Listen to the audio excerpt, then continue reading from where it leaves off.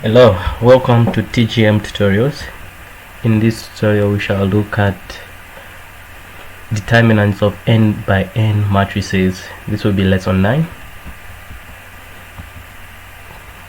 Let's look at the definition of n by n determinants.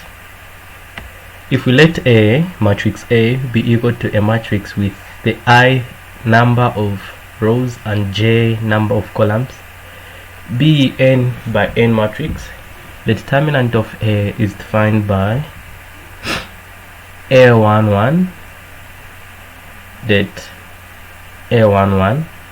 Now here I want you to notice one thing. We have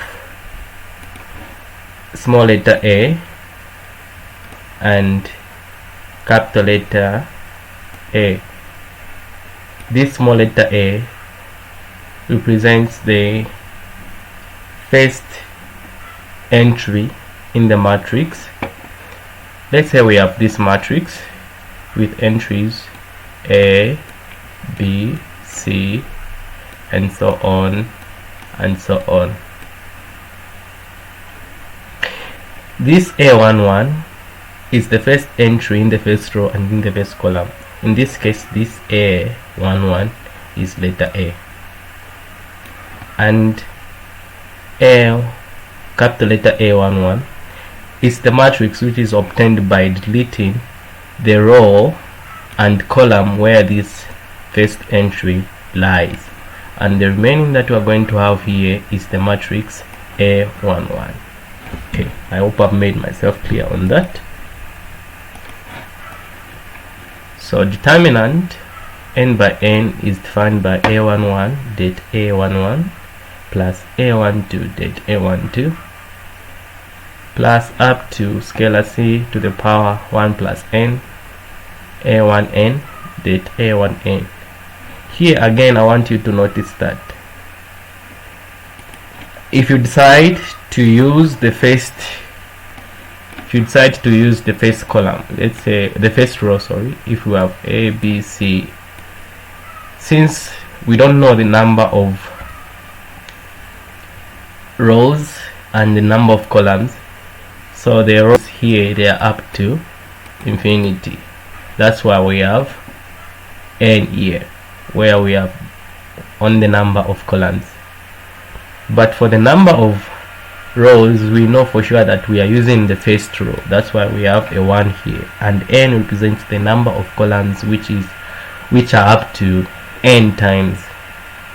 Okay, and that should give us the summation from j is equal to 1, which is the first column here, 1, up to j is equal to n. N is the number of columns that we do not know. Okay, that's the definition of n by n determinants. Okay, now having that in mind, this where Aij is the n minus 1 by n minus 1 matrix obtained by deleting the first row and the jth column. Okay, I've already explained that.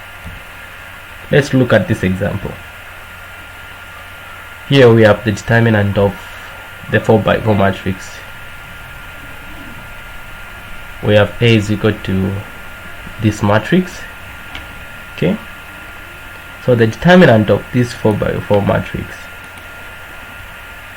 we are going to consider the first row. So in the first row we shall get these entries 1, -1, 2, and 1. So this one will be multiplied by positive, negative, positive, and negative. And if we consider this entry, we are going to remain with this matrix. Okay, we're going to remain with that matrix. Same applies to the rest of the entries. If we consider the second entry, which is -1,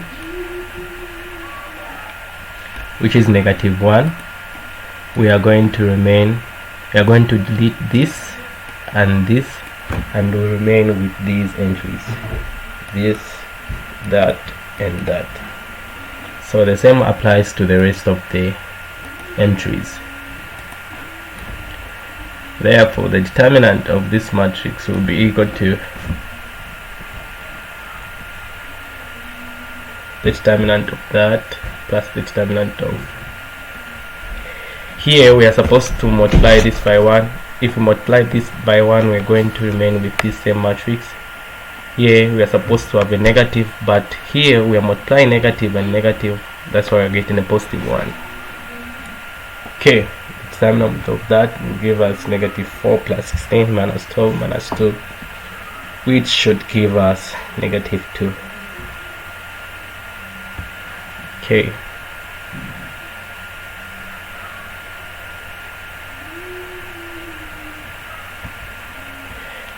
Now we are going to look at the properties of n by n matrices. The following properties of n by n determinants can be proved.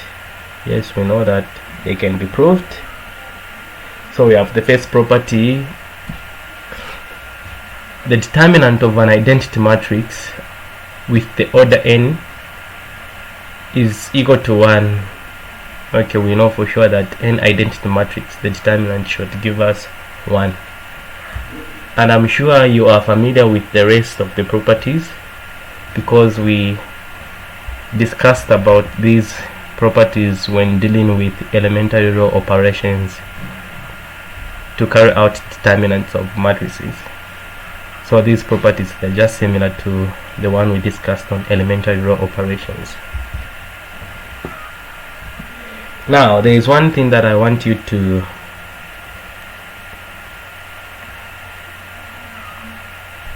know. We have used the term elementary matrix. We shall look at the properties of elementary matrices. Let's look at the definition. An elementary matrix is an n by n matrix obtained by applying an elementary row operation to the identity matrix. So if we have an identity matrix and we use elementary row operations we apply an elementary row operation to an identity matrix, the resultant matrix that we are going to obtain is called elementary matrix. For example, we have this matrix 9001. This matrix is an elementary matrix because in the first place it was an elementary matrix, an identity matrix with entries 1, 0, 0, 1. After applying this operation to the first row, we are getting this matrix. Therefore, this matrix is called an elementary matrix because it is as a result of applying an elementary row operation. Okay, now let's look at these properties of elementary matrices. So if we let E be an elementary matrix, then 1, determinant of elementary matrix is not equal to 0. Yes, and the determinant of elementary matrix transpose, the transpose of elementary matrix, should be equal to the determinant of elementary matrix. Okay, let's look at some more properties. Okay, again, these properties are familiar to the ones that we did in the previous lessons. So if you are not familiar with these properties, I encourage you to go back to the previous lessons that we did so that you catch up with the properties. Okay, here there is an assessment for you. I would like you to go through this assessment and practice these questions, and after you are done with this assessment, you send your answers to my email. You can find my email in the videos that I sent.